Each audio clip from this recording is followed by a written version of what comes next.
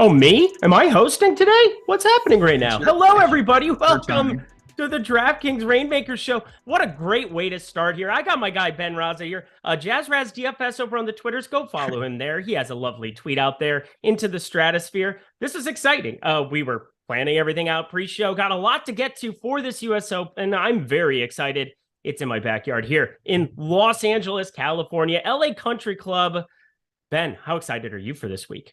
I'm pretty excited. Yeah, I know this is right in your backyard. We're going to talk about a lot of stuff, of course, but this course really does seem different and unique and just like cool. Honestly, I can't wait to see it just play. There's a 75-yard hole potentially. There's like 300-yard par threes. You just don't see that stuff every day. I know I'm filling in for Greg, but I'm actually very, very excited to talk through this fresh off. Do we have to bury the lead? Do we get it out of the way right now? You're just printing some money, some good results for you in the Rainmaker streets lately. Yeah, UFC last week was very, very kind. We did the UFC show. Greg Ehrenberg generally, I'll take up hosting duties for that, and then he'll be the analyst. And then for PGA, I'm generally the analyst. But of course, we've got Ben joining us here today. Golf extraordinaire here over at Stokastic. Excited to have him along for the ride, pick his brain about LA Country Club, the only golf course in Los Angeles I've somehow never played. Very exclusive little joint to be joining there. Tough to get on, that's for sure. I'm excited to go walk it and see it for the very first time in my life.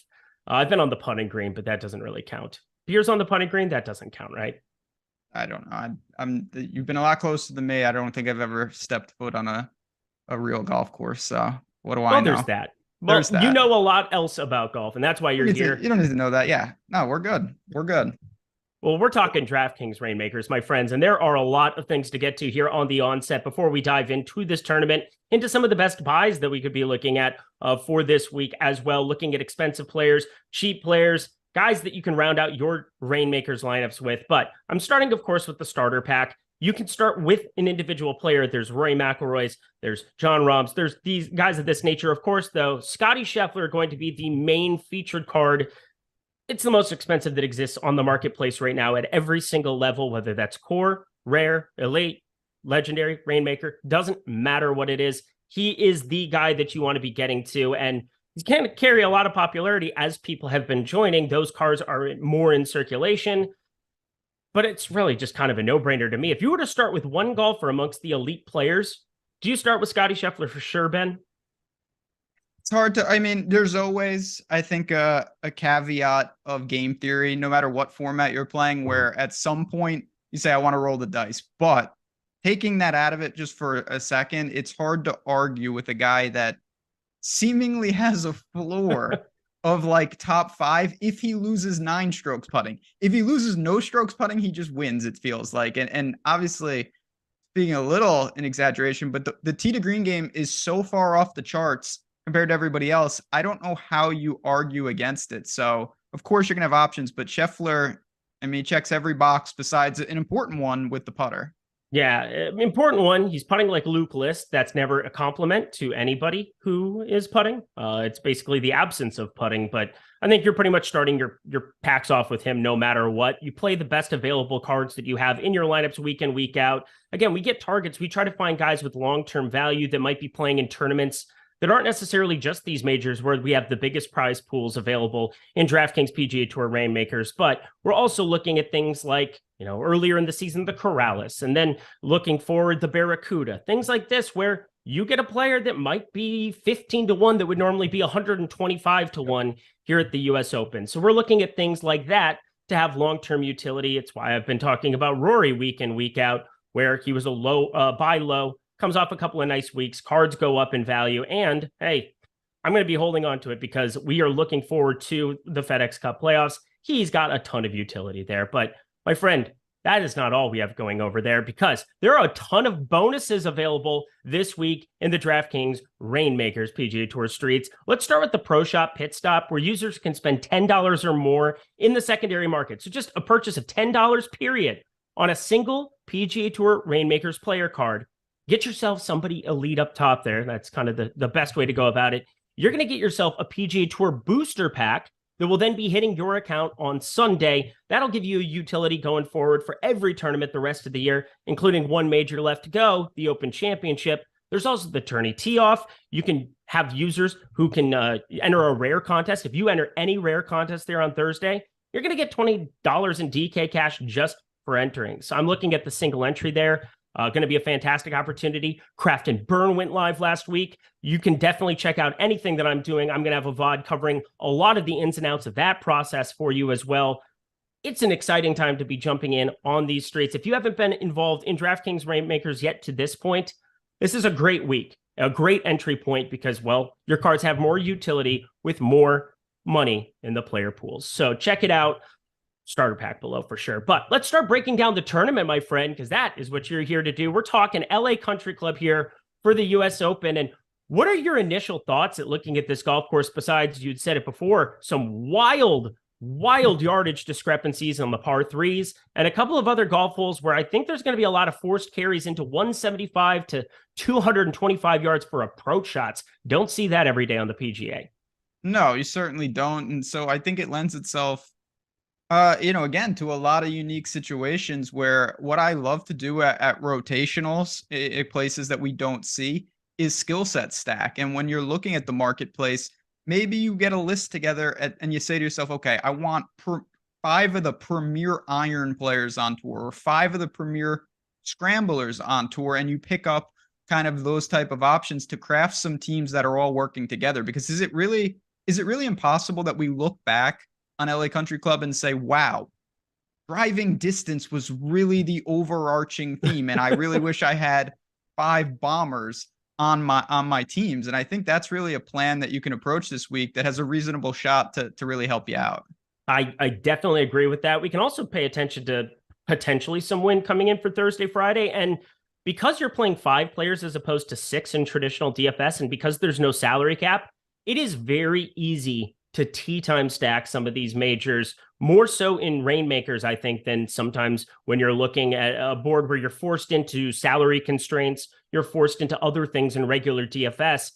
Pretty easy to see a potential draw at any major championship, especially as the greens get baked out throughout the week. Early Friday afternoon is kind of the main spot where you could see some issues with that, and it pops up from time to time at US Open specifically because the USGA, they like diabolical golf. But looking at some of the top end of the core plays, which is kind of what we're focused in on here on this program, there are also rare cards that you definitely want to take advantage of in the marketplace that have some utility. I'm going to be having some Denny McCarthy, some of those mid-range cards that I've been collecting over the course of this season. But amongst the studs, and the studs being Scotty Scheffler, John Rahm, Victor Hovland, I'm going to put up there in that 10K range in regular DFS, and then the expensive cards here for Reignmakers. Who are your favorite targets? So, yeah, I mean, where's Rory fall for you? Because he doesn't hit he's on the $9,900, in traditional DFS.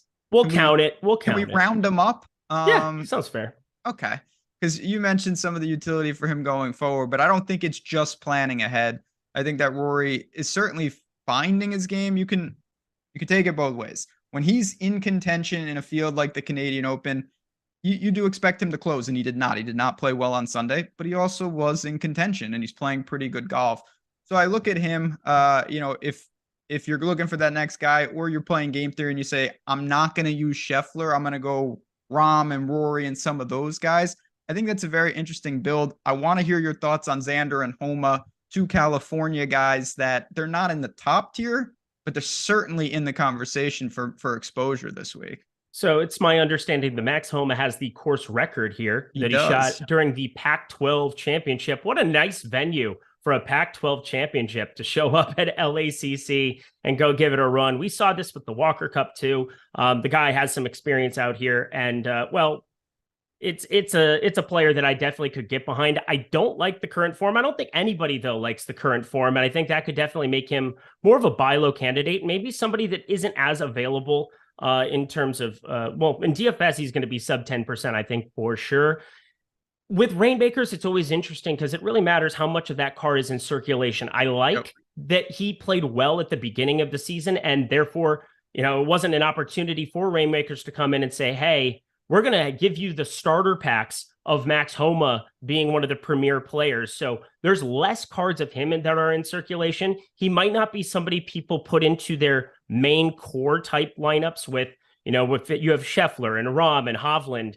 Maybe people don't click on a Max Homa to be along for the ride there. So I think it makes a really interesting single entry target for the core contest, for the rare contests in the single entries. And then, yeah, these large field ones, I doubt he carries any captain ownership whatsoever.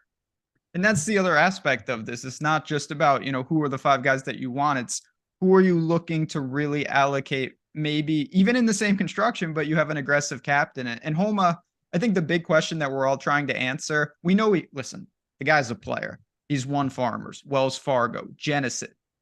Majors has not done anything relative to how good he is. And this is clearly his best opportunity in his career so far to make a mark there, coming off a top 10 at Charles Schwab. I'm fine with it.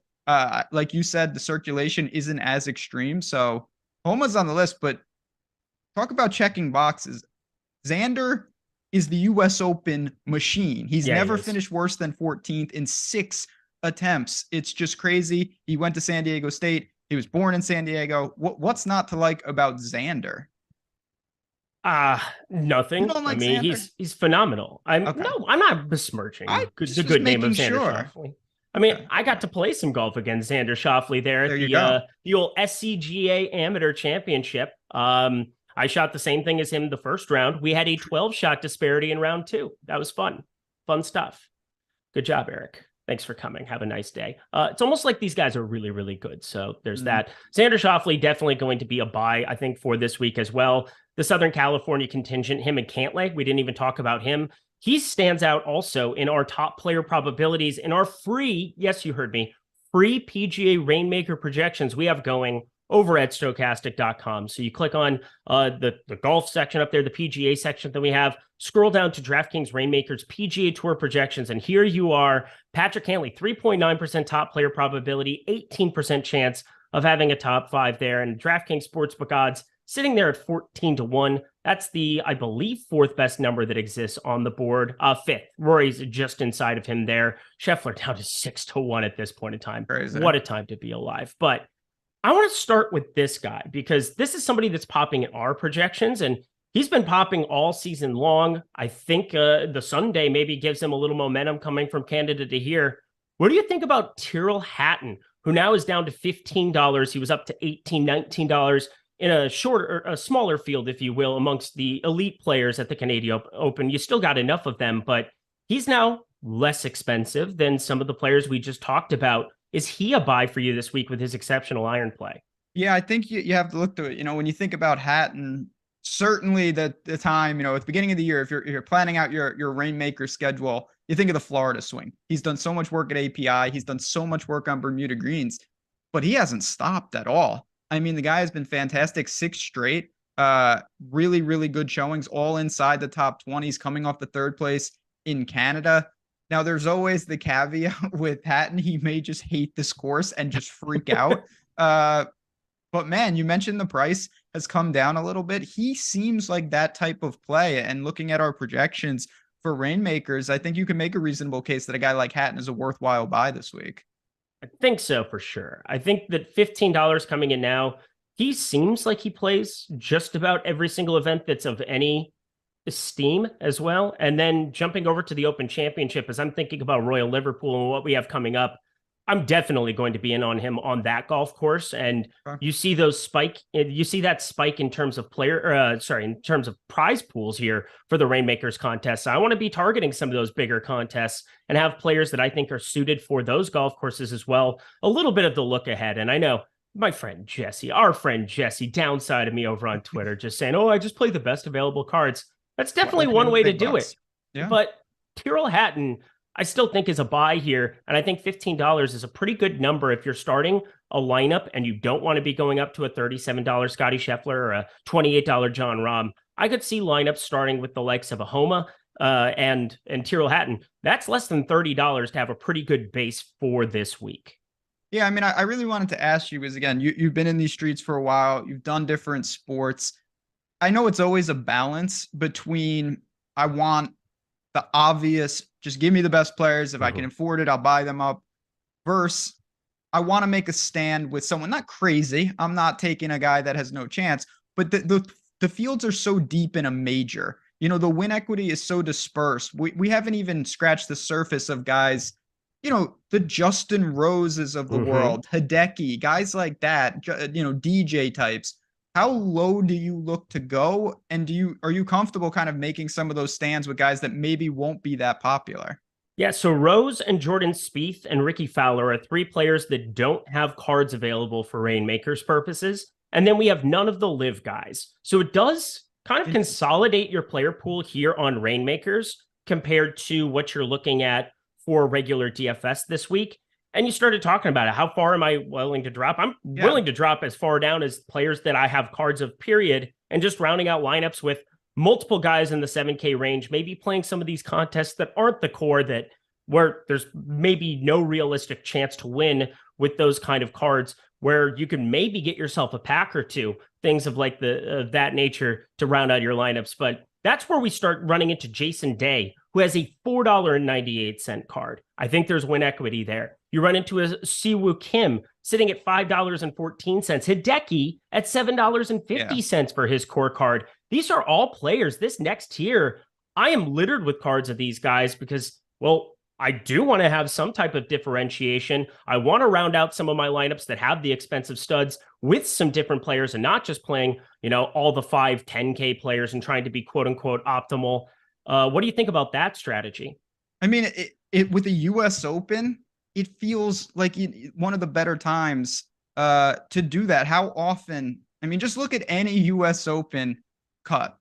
There's 3 or 4 big names that are not making this cut. It's just, that is the nature of the beast. These are difficult courses. It's not like the Masters. It's not like some of these other events. So to me, this is actually a better time to open it up a little. Again, you don't want to go crazy, in my opinion, but there are names that I think can get in the mix that we would view as the mid-range of traditional DFS pricing. The 7K range. But you look at those names, and you've got the Tony Finau's of the world, guys like that. And again, it's case by case, but I think you're spot on. It's a tricky course. And it goes back to what I said originally. I really think you want to group maybe by some narratives of how hard, like winners 15 under. That would be a huge shock. I would allocate my cards and my builds differently versus winner is +2. I think that's a really important thing to recognize. So let's kind of talk through what that build looks like, shall we? Because we've got 10 minutes left on this program. Hit that like button. Hit the subscribe button if this is your first time checking out a Stochastic show. If you're involved in DraftKings Reignmakers, fantastic stuff. You should be able to follow along pretty easily. If you're new, check out the starter pack in that video description box below. $0 to be able to come in, try out the product, see for yourself how much fun it can be. And hey, being able to start with 8 cards for this week and being able to go into the Craft and Burn, find a couple of extra cards to round out lineups, that is going to be a huge edge that not everybody is doing. So take advantage of it.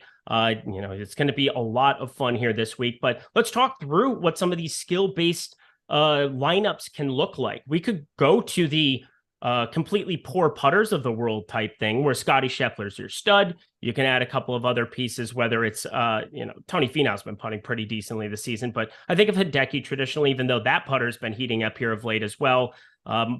There's just so many different ways to go with iron play, I think specifically, but what is the skill set that you think matters most at LACC, and who are the players we should be targeting? So I think, again, you're going to have to make some decisions with it.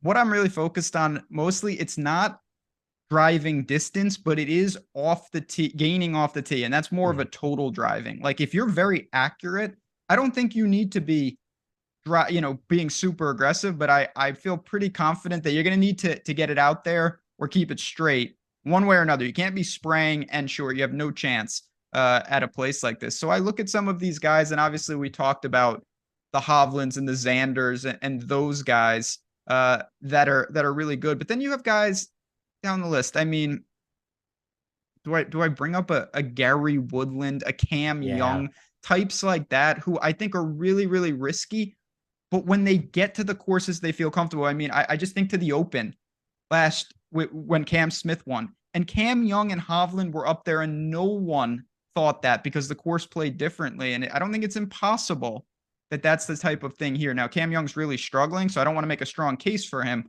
But at the same time, those are the type of players I think are worth a reasonable buy at what is going to be a depressed price point. Yeah, Cam Young, I would have liked him to miss the cut last week. I had to miss the cut bet on him. That snuck in there. He lost 2.8 with the approach, which I think is more concerning to me. Losing 1.1 with the putter, I think is massive improvement for him, which is saying something at this point in time. But yeah, he's the kind of player that I think has that volatility to maybe pull it off here this week or put himself into contention, which is really what you're looking for. It's just like you are in DFS. You're going to need the winner in either format for sure, but you're going to be looking at some of these other plays around the skill set of a Cam Young that I think can make some sense. You alluded to Gary Woodland, 6th in strokes gained off the tee amongst the last 50 rounds on the PGA Tour. You've got Victor Hovland, who I think pairs nicely with him. Another guy who's weak around the green, has some new chipping improvements that he's added to the game. If you are following him over or following other accounts over on Twitter where he's talking about his revamped chipping form, moving his head towards the ball, a little bit more intricate, but either way, think there's definitely an opportunity to be buying and correlating some of these players together. Tyrrell Hatton, 13th strokes gained off the tee. Everything has me kind of gearing back towards Tyrrell Hatton this week. He's going to be a big part of what I'm doing for both DFS and for Reignmakers. I think that's going to be a definite buy for me, but let's go to the cheap end of things here as we round it out. People are always looking for the $3 and cheaper type players that can round out their lineups or can be that guy that can pull off what we saw last season. You saw, who was it who ended up finishing second last year at the US Open over at Brookline? Not Harry Higgs, but Joel Dahman. So like we're looking for our Joel Dahman this week. Could that be your boy Emiliano Grillo? Could it be Chris Kirk? Who are we looking at sub $3 that can maybe be that flyer we're looking for? God, I would love for it to be Grillo. It's not EVR. You can get him off the screen. What about, like, again, down here, you're not going to find a golfer who checks all the boxes. They wouldn't be less than $3. But a guy like Patrick Rogers, who's a California guy, he's got a lot of talent. Off the tee is pretty solid. You look at what he's done in some of these spots. He's flashed that ability. Can he sustain it for 72 holes? I honestly don't know. But there are those type of guys in these fields. I mean, you mentioned Grillo, a guy like Shank, who lost to him in the playoff, just got in this field. He's playing great. Runner up there, top 10, the Memorial. There are names down there. I think you want to be very, careful because you are sacrificing straight talent at this point, but it could make the difference in a field like this. You brought up Dahman. It happens every year. A couple guys come out of nowhere to contend. Yeah, it's going to be Keith Mitchell this week. Can it be Keith Mitchell? Like Killer Keith.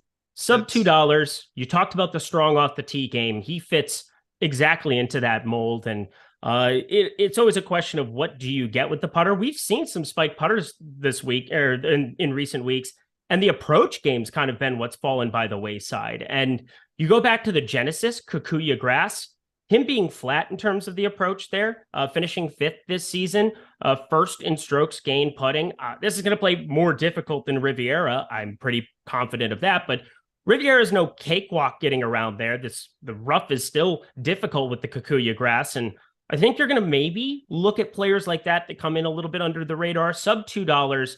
Maybe he puts on a ball striking display, doesn't even necessarily have to make putts, because avoiding that long rough, that fescue like Kikuyu, that is going to be a big part of this week.